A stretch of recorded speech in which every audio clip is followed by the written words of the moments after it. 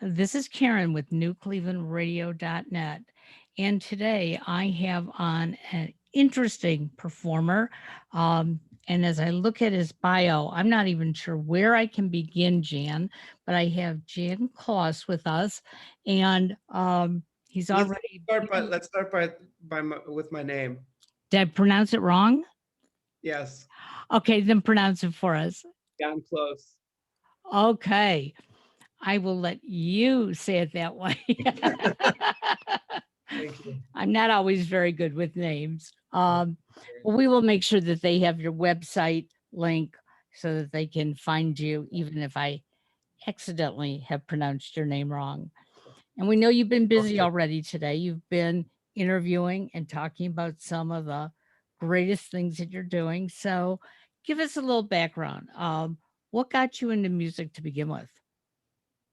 Music, I was always interested in music and sound, and there's a tape. My mom has a tape that she gave to my grandmother, that she gave to me, where I am like maybe 2 or 3 years old, and I'm singing children's songs, and I actually sound okay. And then later, it was we didn't really music really wasn't fostered at home. Like when I wanted to go into music, it was actually discouraged. But when I came to the States from Germany, um, as an exchange student to Cleveland, Oh, Ohio. okay. And are you in Cleveland? I certainly am. Absolutely. So when I came to Cleveland, actually Rocky River, I was an exchange student in Rocky River for a year, and they had a show choir, and Right? I was singing in the back of the car of my host sister to the radio, and it was her and her friend Ginny. Her name was Ginny Simon, and this girl was, in my class. We were teens. It's been like maybe Sure. 16 or something, and I was singing in the back of the car to the radio, and Ginny said, "Oh, you have a nice voice. You should audition for the show choir." And I said, "What's the show choir?" So I did, and I got in, and that kind of changed things for me, because all of a sudden I had like an outlet when it came to that, and then eventually I bought myself a keyboard, and I started tinkering with that, and it just was all something that I just decided to teach myself, and but I had a lot of encouragement around me from other people, and then eventually I started studying voice in Cleveland. I came back and went to school there and studied voice and started writing songs, and eventually moved to New York. In That's 20 years ago now. I moved to New York, and started in with Broadway and auditioned for different Broadway shows. Auditioned for Jekyll and Hyde and The Who's Tommy and Jesus Christ Superstar, and got parts in all of those shows at the national tour of Jekyll and Hyde, and a regional performance of The Who's Tommy, and then Jesus Christ Superstar in Europe. And after that, I was already writing songs, and I already started like recording and making records, in school in Ohio, in Cleveland, and in Youngstown, where I just came from. I just played a gig there like last. Okay. I'm in New York now. I'm in Astoria now, and and then I just decided, I wanted to pursue songwriting and performing, not just other people's music, but my own. And I started making records, and, one thing led to another, and I started having some success with it. And, now 20 years later, I have a song on top 40 radio in America, but, it only took 20 years. So.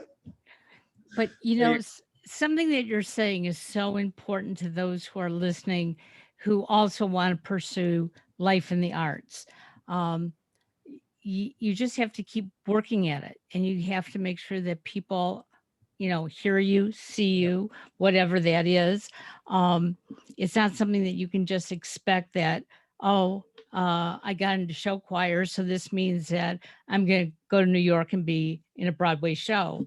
Um, and I know my youngest son was in show choir, and I cannot tell you how many people, other students thought, oh, this is my stepping stone. And when I graduate, I can just go to, you know, uh, California, New York, whatever. And it's like you can, but you're going to have to work at it, and it's going to take time because there's a lot of talent out in the world. Definitely. Uh, There's a lot of competition, and yeah, it's true. You just have to go for it, you know. And like last year when I couldn't tour or perform, you know, over the last year, over a year, it's just starting back up now, very slowly. And now we're facing the challenge of that everyone is starting to perform again, right. you know. So now you have to compete with everyone that's like, oh, by the way, I have a show now, you know, like, and it's like everybody's saying that now. Like everybody's like, oh, I'm finally playing my first show in 15 months, and everyone's doing it at the same time. Exactly. So it's insane, you know. So it's like you can't win, but you know, you have to do it, you know. You just have to do it. So over the last year, actually, while I couldn't perform, I started doing what you're doing right now. I started a podcast Okay. called Making Sound with Jan Close, and it's on Apple and Apple, Spotify, etc. We have some clips on YouTube, and I just called all my musician friends and artist friends and said, you know, do you feel like talking to me for a little while about your experience with all of this and what you're working on and how you're dealing with it? And a bunch of people responded, and so we have 39 episodes of the podcast now. Wonderful. We're taping episode 39 this week before we go for a summer break, and so that's been actually quite rewarding, you know, to do that, you know, and I think I'm probably going to keep doing it, even though things are starting to pick up again. Well, you know, that is one of the best things that has come out of the internet. You know, there's a lot of social media out there, but podcasting has given people a voice that they may not have been able to share in the past. Um, and I know when we started our programming a little over 4 years ago, um, you know, there weren't as many podcasts out there. Today, everyone has one, but there's room for all of us because there are subjects that we need to hear about. And we need to hear about it from people like yourself who have lived it rather than, you know, having somebody just recite, you know, something in a classroom saying these things can happen. No, I want to know how it happened to you or to other performers so that if that's something I want to do, I at least have some firsthand knowledge. Mhm. So congratulations on your podcast, and we'll make sure that we put that in the show notes so people can continue to follow you. But I understand you have something new coming out, correct? Yeah, I'm working on new music. Currently, I have a song that's actually, like I said, is on Top 40 radio in the US. It's called Love You the Most. It's a duet with my friend Alicia Madison that we wrote at a songwriting camp in Cape Town. I grew up in South Africa, which is why it's one of the reasons I have this I love that picture. Yeah. print from Johannesburg. And so I spent the first 11 years of my life in Africa. First in Kenya, and then in South Africa, Nairobi, Kenya, and in Johannesburg, South Africa.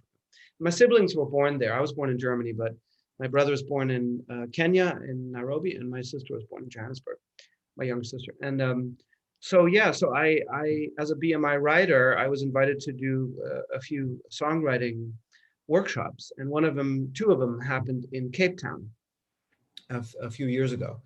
And during that, I met a bunch of local artists as well as American artists, and ended up making a record down there that Gallo ended up signing and picking up. And then on the following year, I wrote there with Alicia Madison, who has become a great friend and a songwriting partner. And we wrote the song called "Love You the Most." We initially wanted it to be a song for like a country artist or a rock artist, or, you know, and we shopped it, and we couldn't find a home for it. And then someone that was then the business partner of my management, and who's now taken it over, his name is Maury. He heard the song and he used it at his wedding. He heard the demo, and he loved it so much. And he was working on a movie called Married Young, and he said this would fit the soundtrack. Can we use it for the soundtrack? So we ended up producing the song very quickly with David Schoenwetter as the producer, and Alicia and I sing on it. And we put it, he put it in the movie, and he used the music video that we filmed at his house in Connecticut to promote the film. And so the video went viral, and it's been viewed 1 million or so times. And then, that kind of breeded the success of a Spanish version that we just released in December. And then that also did really well on YouTube. And so it actually now just went to radio in the US after it already was on the radio in South Africa and Nigeria. We got a bunch of airplay there. I don't know why, but we do. It's weird, like music finds its own path. Absolutely. So that is currently on the radio in the US. And then I released another song called Pilot Light that also did really well on YouTube last year. And then now I'm working on actually getting new stuff ready, which I've been writing during the pandemic, and we are now producing, and that should be coming out in the next month or two.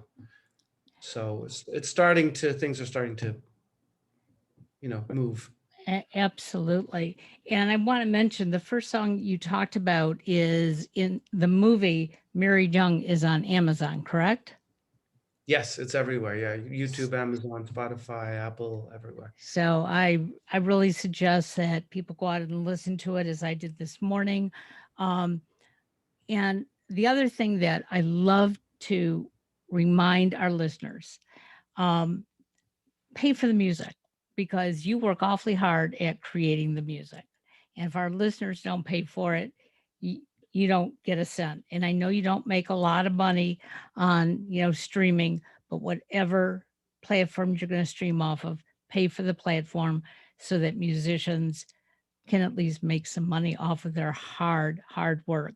Because when I talk to individuals like yourself, I find that it's amazing, because some songs you can sit down and just put it together and it's there. And sometimes it can take years to complete a song because it just hasn't all come together. So where are you in that process typically? Are you a sit down and get it done guy, or I'm going to start it and maybe put it away for a while? It depends on the song. My writing partner, Alex Forbes, and I, when we have writing sessions, we knock it out. We meet at her apartment in Manhattan, and we sit there for 2, 3, 4 hours, and we walk out with a song every time. So yeah, it's really all about results for me. Like I like walking away with something tangible. I mean, there are songs that I haven't finished, because sometimes I have ideas when I'm just walking down the street, and I'll just record it onto my iPhone and then come back to it later and put it together. But most of the time I really like to just go for it and get it done. Well, your music is terrific. And I'm so glad for Annie Layton, because if it weren't for Annie, there are a number of musicians that I would never have met. I wouldn't have listened to their music, only because I didn't know that they existed. And I will tell you, for the last 4 years working with Annie and a few others, boy, my music repertoire has grown. I used to think I only liked rock and roll, living here in the city of rock and roll. But the reality of it is that I love just about every kind of music. And I can find a different meaning sometimes other than what you thought it was going to mean to me. So it's exciting. So you were just in Youngstown. Well, sorry we didn't get there. That's really a little over an hour from where I live. Do you have many other stops on your tour this summer? No, I don't. I have very few shows. It's really only starting back up, and I'm actually going to take a real break and go to Germany and visit family, and probably play a show while I'm there, but it'll probably be like a private event or something of that nature. I'm very cautious with, just because I kind of want to just see what it's going to be like. There's so many stipulations still on the shows that I have coming up. This week I have 2, or this week and next week I have one at Tarrytown Tarrytown Music Hall for anyone that is in the New York area. If you're free, when is that? June 13th, Sunday, June 13th. It's a huge theater. It's an 800-seat theater, but they're limited it to 50 tickets. So it's going to feel empty, but I'm Right. sure those that are there are who we're going to play for, and that's going to be great. It's just going to feel really good to just play live, because it's a great experience for me, and hopefully for the audience as well. And let's see. After that, I have that event will stream live as well. So tarrytownmusichall.org is the site for people to check that out if they want to either watch online or if they want to come to the event. You can be very distant and all that stuff. Right.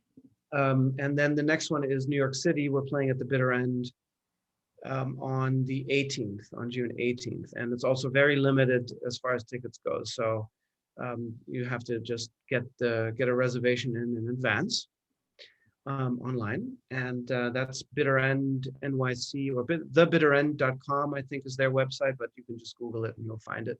Absolutely.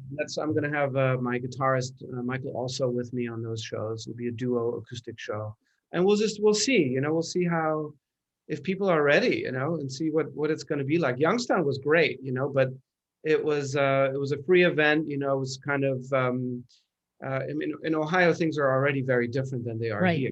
It's much more relaxed. It's much looser. New York, is a different story. Still. But we'll see, we'll see how it goes, and hopefully it'll be nice and people will come out and we'll get back to some sort of normal, Absolutely. Whatever normal is, hopefully we'll get back there. But the fact that so many of these venues are now streaming shows as well is quite helpful, because it gets us to know the performers, hear you in a live show. And yes, it's not the same as being right there, but it's fairly close. And, we just wish you the best of luck. And, next time you're going to be in the Cleveland area, let us know. And not only will we promote it, but we hope to be there as well. Okay. Great. All right. Have a great day. It was wonderful meeting you. Bye-bye now. Great. Bye-bye.